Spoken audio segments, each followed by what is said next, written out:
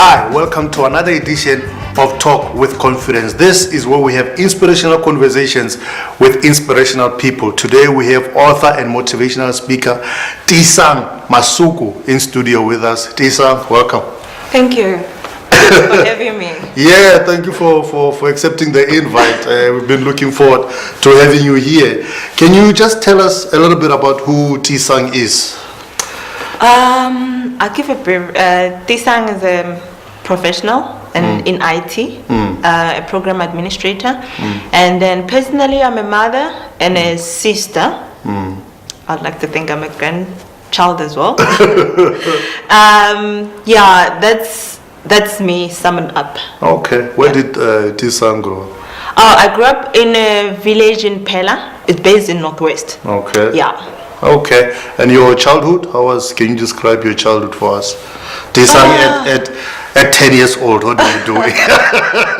Tiisang at 10 years old was going to primary, loved karate and played soccer. Okay, loved karate? Yes. So you were a bully at school? Not really.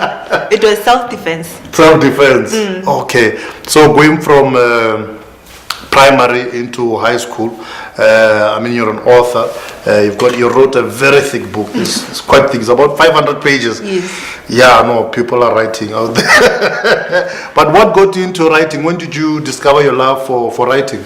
I think it wasn't even love. I grew up as a person who liked expressing herself. Okay. So in my years of growing up, and I think I was an introvert. Okay. Because you know how when you have problems, you go and talk to somebody. When I had problems, I went to my diary. Okay. So your diary became your friend? Yes. Okay. And what made you do that? Why didn't you want to go and speak to other people and rather choose to, lock yourself up and start scribbling? I don't know, it just came automatic to me. But now that I'm looking back and I'm realizing it, it was my way of my spirit letting me know about my life, So, because you will see it on my second book, it's literally, somehow, it feels like I had to record my life journey to be able to be a motivational speaker, So I think it came naturally to me. In the writing process, especially when you're writing, in a diary, there's a lot of introspection. There's a lot of conversation with yourself. Yes. What are some of the things that you learned about yourself as you were writing in your diary? The one thing I learned about myself, and this is why I shared my experience, because in this book there is WhatsApp chat between me and my ex. There is emails between me and him, and there's WhatsApp chat between me and the baby mama. Okay. And in between, it's my letters to God. It's my letters to self, like where I was having conversation with myself. Because when you go through a breakup, it's a matter of you need to train your brain that whatever routine you used to have has to change. If you used to go out with this person on a Friday, now you need to find something on a Friday to do. Yeah. Because if you don't, then you're gonna idle on the what could have been, or what if this didn't happen, then I would be here. So you're stuck in that moment. It's like that breakup now owns your life. You've touched on the book content. By the way, the name of the book is Aspire to Inspire, a beautiful title, and the subtitle says Diary of a Healing Heart. Yes. You've mentioned some of the content that is in there, but what is the core of the book? What is the book about? The book is about a young woman who went through a journey of healing there's different ways people use, but this one was me using writing as a therapy. And in that I learned a lot about myself, and I learned a lot about a human being in nature, of how does your brain get consumed by something that hurts you. and then it controls your life going forward. It influences other areas in your life as well. Yeah. Okay. So can you relate the story? What was the story that from the core of the book? So you're talking about your ex. You mentioned baby mama. I was going through, and there's a conversation with a side chick. So there's something. There's something that's cooking in the book. What is that dish? What's cooking in the book? What is the story? I think in nowadays we a lot of people find themselves in a love triangle. Okay, and there's many things that leads into that triangle. But today we're going to talk about the love triangle itself. So I was dating this guy. We were working together, and then during the dating of him, I found that he was actually having me as a side chick. I wasn't the main woman. Yes. Okay, and I'm thinking at myself at the age of 27, side chick. Something is not right. I'm like, either there's something wrong with me or there's something wrong with the guy. But what I learned is, as human beings, we don't know much about ourselves. Yes. And I would urge everybody right now who's going through a breakup, and I'll tell you to stop moving and start interrogating your whole entire life, so that you can understand yourself. Yes. Number one. Number two is to understand that how you function and how your emotion can eventually control your entire life without you being aware that it's controlling your entire life. So in finding out that this person was actually, you were the side chick in that triangle, you speak of how such a thing can affect other areas. How did it affect your other areas in your life?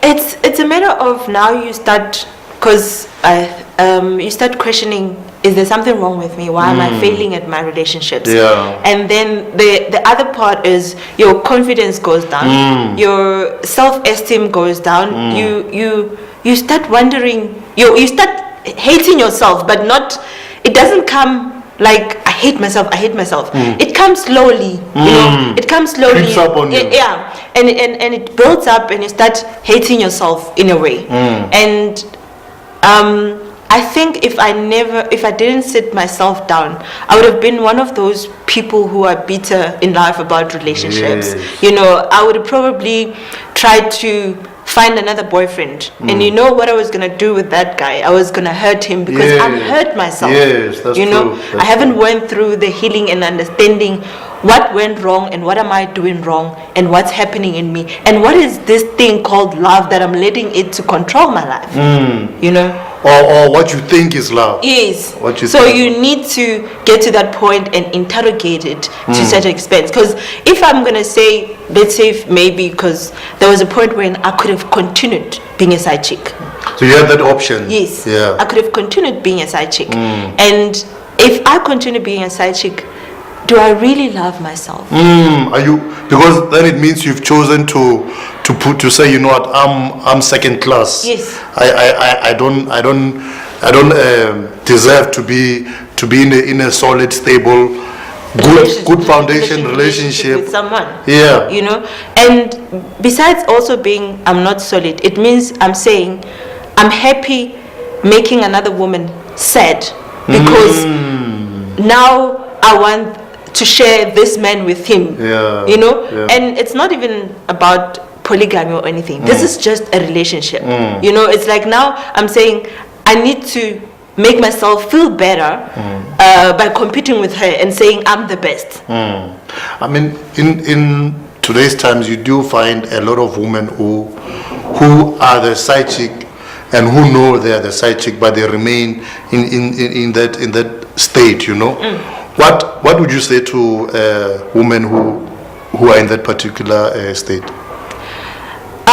For me, it will be a matter of one needs to do self introspection and come to an understanding of how your life got to a point where you can accept making another person be hurt. Yeah.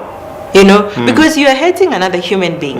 When I'm in a relationship with you and your woman thinks, maybe your baby mama thinks that it's just the two of you and you guys are building a future together. But I'm here and my aim, obviously, every side chick's aim is to break the relationship. Unless you didn't know that there was an existence of a relationship. And then at that point, it's also a point of, are you going to continue or are you going to leave? You know? Yeah. So it's what drives you as a person to get to a point where you want to hurt other people and thinking that hurting them is making yourself happy. The title, subtitle, as I said, is Diary of a Healing Heart. So, for me, the important part is healing heart. So, in writing this book, you were in effect healing yourself. Yes. So, have you healed, or is it still a process that is continuing? No, I have completely. Okay, and how do you know that you have healed? How does one know that one is healed from such an event or, such a breakup? You know, the first thing, I went on with my life and I discovered, because the other reason why I say go and do introspection is I discovered things about my life that conditioned my mindset. And that's the next book called Diary of a Changing Mindset. Yeah. So that's why I say introspection is because you find yourself in a position only to find out things that happened in the past led you to be where you are today. So it didn't just happen overnight. There was a progression. Yes. There was a progression of incidences that led me to be where I was there. Wow, that's quite powerful. And do you mind sharing some of those? Like what are the, because to get to that particular place, as you say, it's not an overnight journey. No. There are things that have happened in your past that lead you to that particular place. And I mean, a few minutes ago, we were talking about women who find themselves in that place, but choose to stay in that place.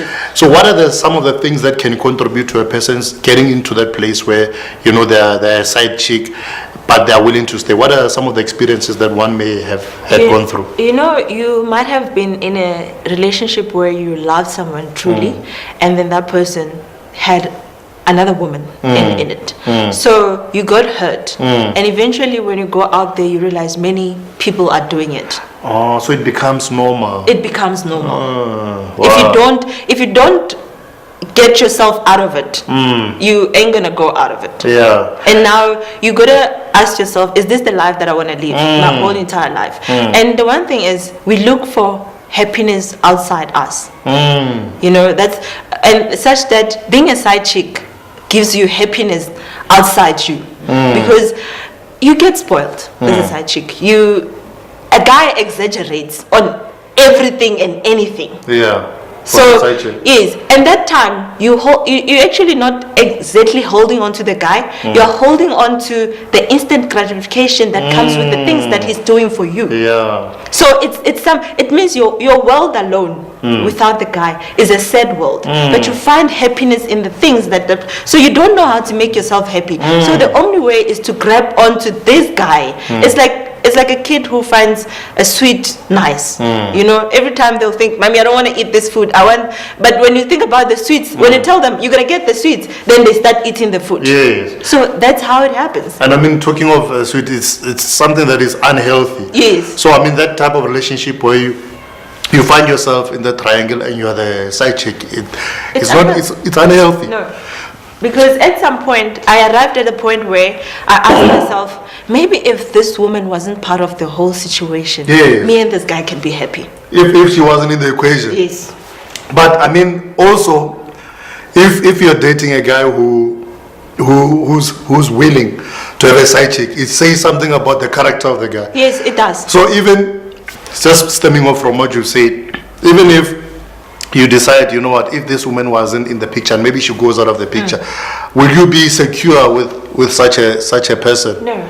It's not. Yeah. It's because it's psychological. It's the behavior is the mindset of that person. So until that person, you can't change the person. Until that person changes themselves, then they can behave better. Then they can understand. Because what I learned in my Diary of a Changing Mindset is that certain pains trigger us to behave a certain way in life. Yeah. And a lot of people, we come from a background of people who were in poverty, people who had parents who were fighting in their homes.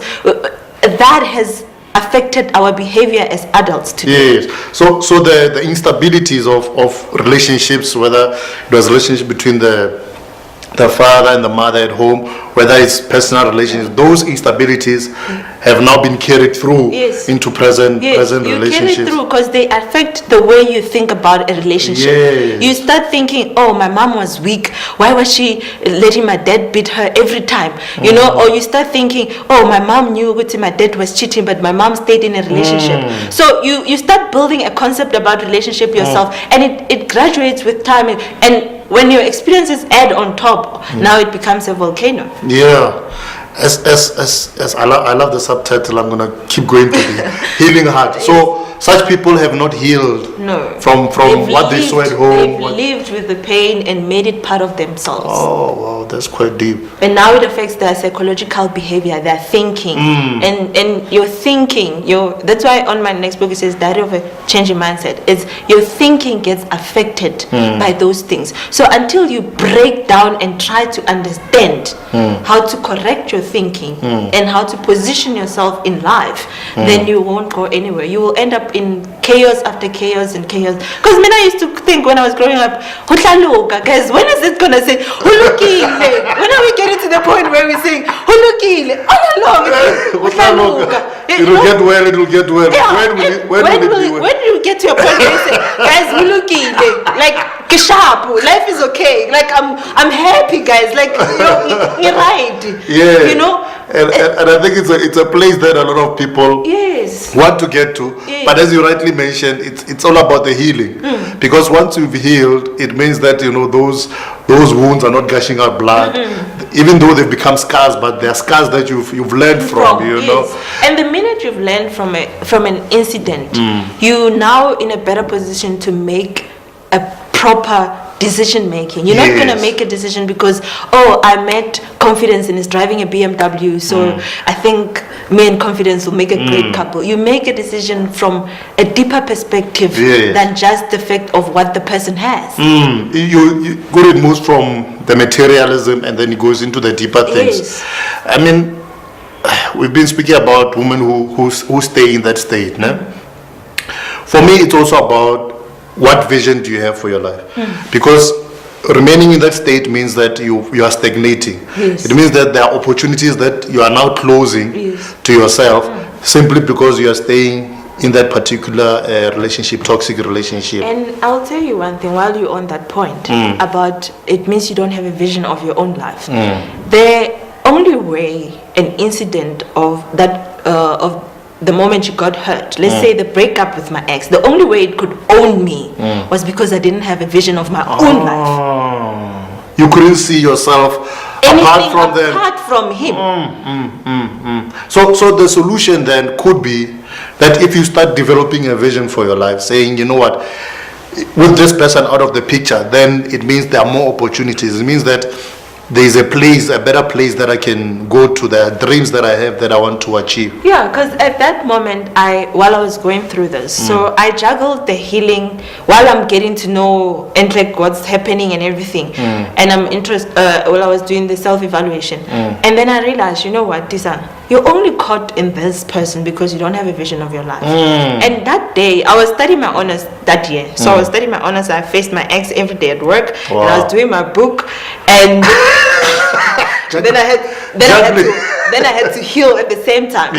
So during that point, I said, okay, fine, you're doing your book, you're doing your honors, you're turning 30 in a year's time. And I was like, you know what? Then at 30, we're having a birthday party that has 3 celebrations in it. So it's going to be the book, it's going to be the honors, and it's going to be your birthday. And you're going to have the 3 cakes. And I said, I'm going after it. Yeah. Wow. Powerful. And then that moment, I shifted my mind from him. And I now had things that I had to do. And at the same time, I was healing to understand what was happening with me. Then I managed to come out and say, hulukile, guys. We have reached the point of hulukile, guys. Hulukile. I'm not saying hulukile, guys. Beautiful. I love that.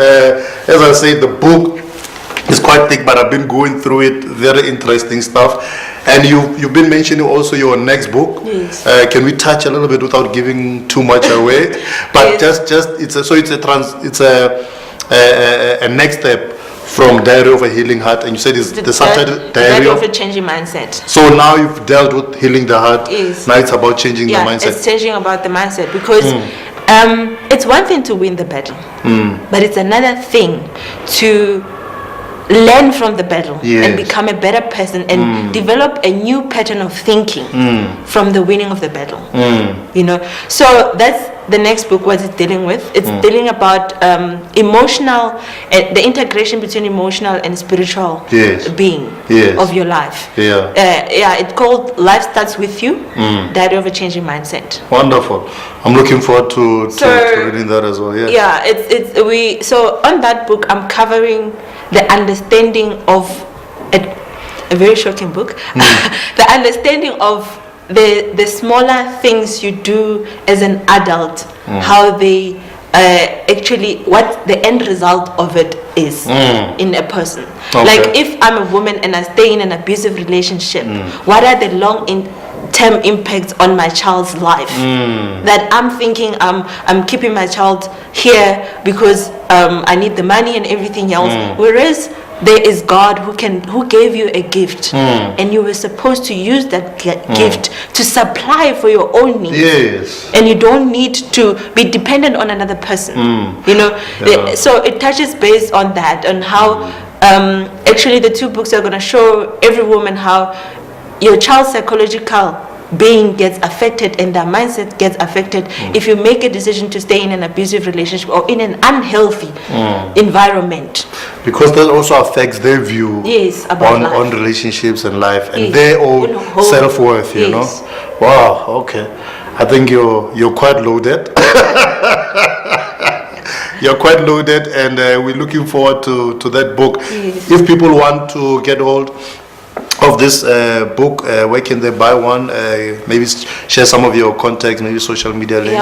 You can WhatsApp if you want the book. You can WhatsApp me on 079-365-8401. Okay. And then you can also get it on my African Buy online if you have a subscription there. They have it available. So I usually use Postnet to courier the book to everywhere in the country. Wonderful. Yes. Tiisang Masoko, thank you so much. It's been a pleasure. It's been quite entertaining as well, but quite deep as well in terms of the things we've been discussing. So thank you once again. Thank you for choosing me on a Woman Crash Wednesday. Awesome. Thank you, guys. I'm sure you've learned a lot from that. That was inspirational. I'm inspired. I'm sure you're inspired as well. And you've been watching Talk with Confidence right here on Global Conference Television. Etada.